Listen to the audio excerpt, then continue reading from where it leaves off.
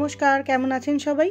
শ্রী ১৩ পার্বণের আরও একটি এপিসোডে আপনাদের সবাইকে স্বাগত জানাই।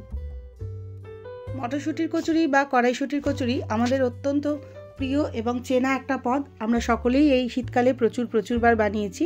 তবে আমি আজকে যে মটরশুঁটির কচুরিটা দেখাবো সেটা মাত্র দুটো উপকরণ দিয়ে হয়ে যায়, আর খেতেও বেশ অন্যরকম লাগে।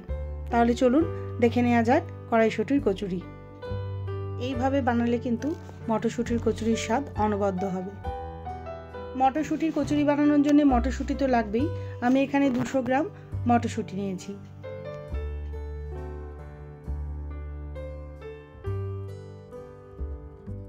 মটরশুঁটিগুলো ছাড়ানো হয়ে গেলে পরে মিক্সিতে একটা পেস্ট বানিয়ে নেব।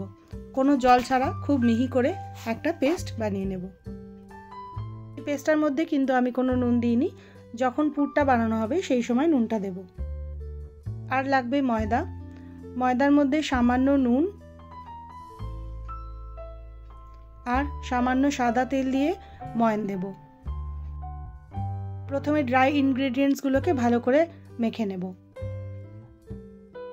ময়দাটা মুঠো পাকালে যখন এরকম বলের মতো হবে তখন জানবেন ময়দার ময়ানটা একদম ঠিক হয়েছে। এবার অল্প অল্প জল দিয়ে ময়দাটা একটা মিডিয়াম সফট ডোতে মেখে নিচ্ছি। 5 থেকে 7 মিনিট ধরে ময়দাটাকে ঠেসে ঠেসে ভালো করে মাখতে হবে। মাখা হয়ে গেলে হাতে একটু রিফাইন্ড অয়েল নিয়ে ময়দাটার গায়ে গ্রিজ করে এটাকে আধ ঘন্টা রেস্ট হতে দেব। এবার শুকনো খোলায় একটা মশলা বানিয়ে নেব। তার জন্য প্যানে নিয়ে নিচ্ছি 3টে শুকনো লঙ্কা আর গোটা জিরে। গ্যাসের ফ্লেমটা মিডিয়ামে রেখে সমানে মশলাটাকে নাড়তে থাকবো ততক্ষণ না মশলাটায় সুন্দর গন্ধ বেরোয় আর হালকা বাদামি রং ধরে।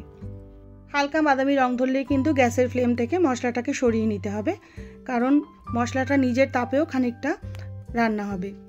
ঠান্ডা করে মশলাটাকে এবার একটা মিক্সিতে গ্রাইন্ড করে নেব। তবে খুব বেশি গ্রাইন্ড করব না, একটু খোঁচা খোঁচা মশলাটাকে রাখবো। এখন মটরশুঁটির পুরটা বানাবো। তাই জন্য একটা কড়াতে নিয়ে নিচ্ছি খানিকটা সাদা তেল। মটরশুঁটির পেস্টটা প্রথমে দিয়ে দেব। মাঝারি আঁচে পেস্টটাকে ক্রমাগত নাড়তে থাকবো 2 মিনিট মতো। এখন পেস্টটা একটু শুকিয়েছে। এবার দিয়ে দেবো স্বাদ মতো নুন আর দিয়ে দেবো স্বাদ মতো চিনি। চিনির পরিমাণটা যে যেমন খান সেরকমই দেবেন, তবে পুরটা একটু মিষ্টি মিষ্টি হবে। আবারও ক্রমাগত নাড়তে থাকতে হবে। এখানে একটা ছোট টিপ বলি, পুরটা যত শুকনো হবে তত মটরশুঁটির কচুরির ভেতর থেকে বেলার সময় পুরটা বেরিয়ে যাওয়ার সম্ভাবনা কমে যাবে। পুরটা বেশ শুকনো হয়ে এসেছে। এখন এর মধ্যে ভাজা মশলাটা দিয়ে দেবো।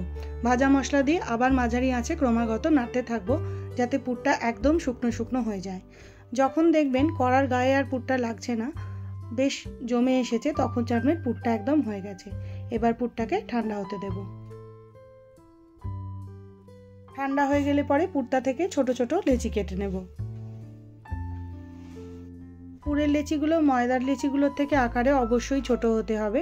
এখন আমার সব পুরের লেচিগুলো কাটা হয়ে গেছে। এখন ময়দাটা প্রায় আধ ঘন্টা মতো রেস্ট হয়ে গেছে। ডোটাকে আরও একবার ভালো করে ঠেসে নিচ্ছি। ঠেসে নিয়ে দুভাগে ভাগ করে এর থেকে ছোট ছোট লেচি কাটবো। এক একটা লেচি আন্দাজ 10 গ্রাম মতো হবে। সব লেচিগুলো কাটা হয়ে গেলে ঠিক যেভাবে দেখাচ্ছি সেইভাবে ফোল্ড করে যদি লেচিগুলো বানান তাহলে লেচিগুলোর গাগুলো খুব মসৃণ হবে। এবার একটু চ্যাপটা চ্যাপটা করে লেচিগুলোকে পাকিয়ে নেব। সব লেচিগুলো বানানো হয়ে গেলে এবার পুরটা ভরবো। তার জন্য একটা লেচি নিচ্ছি, হাতে করে একটু চ্যাপটা করে নিচ্ছি আর মাঝখানটা একটু হালকা করে গর্ত করে নিচ্ছি। চারপাশটা একটু পাতলা করে নিচ্ছি হাতের সাহায্যে। এবার একটা পুর নিয়ে লেচির ভেতর ঢুকিয়ে দেবো আর চারপাশ থেকে ভালো করে সিল করে দেবো। লেচির মুখটা কিন্তু খুব ভালো করে সিল করতে হবে, তা নাহলে কিন্তু পুর বেরিয়ে যাওয়ার সম্ভাবনা থাকবে। কচুরিটা যখন বেলবো তখন এক হাতে লেচিটা নিয়ে অন্য হাতের সাহায্যে লেচিটাকে একটু চ্যাপটা চ্যাপটা করে দিতে হবে যাতে পুরটা ভেতরে সমানভাবে ছড়িয়ে যায়। এবার যেখানটায় বেলবো সেখানটায় একটু তেল গ্রিজ করে নিচ্ছি। লেচিটাকে ফেলে এবার হালকা হাতে টেনে টেনে এদিক ওদিক করে বেলতে থাকবো। খুবই হালকা হাতে বেলতে হবে, খুব বেশি চাপ দেওয়া যাবে না, তাহলে পুরটা বেরিয়ে যাবে। তবে ওই যে বললাম, পুরটা যত শুকনো হবে তত বেরোবার সম্ভাবনা কম থাকবে। এখন দেখুন আমার সুন্দরভাবে কচুরিটা বেলা হয়ে গেছে, আর পুরো একটুও বেরোয়নি। কচুরিগুলো ভাজবার জন্য সাদা তেল গরম হতে দিয়েছি। তেলটা বেশ ভালোভাবে গরম হলে গ্যাসের ফ্লেমটাকে মিডিয়ামে করে একটা কচুরি এবার ছেড়ে দেব। মাঝখানটা একটু টিপে টিপে ধরলে কচুরিটা সুন্দরভাবে ফুলে উঠবে। একটু এপিট ওপিট করে নিলেই কচুরিটা পুরোপুরি ভাজা হয়ে যাবে। এখন কচুরিটা একদম হয়ে গেছে, এবার আমি কচুরিটা তুলে নেব। এই ছোটো ছোটো টিপসগুলো মাথায় রাখলেই দেখবেন কচুরি সুন্দরভাবে ফুলে উঠবে আর পুরো একদমই বেরোবে না। একটা কচুরি এবার একটু ভেঙে দেখাই যে ভেতরে পুরটা কি সুন্দরভাবে স্প্রেড হয়েছে। রেসিপিটা ভালো লাগলে সাবস্ক্রাইব করবার অনুরোধ রইল। আবার পরের এপিসোডে দেখা হবে। বাই।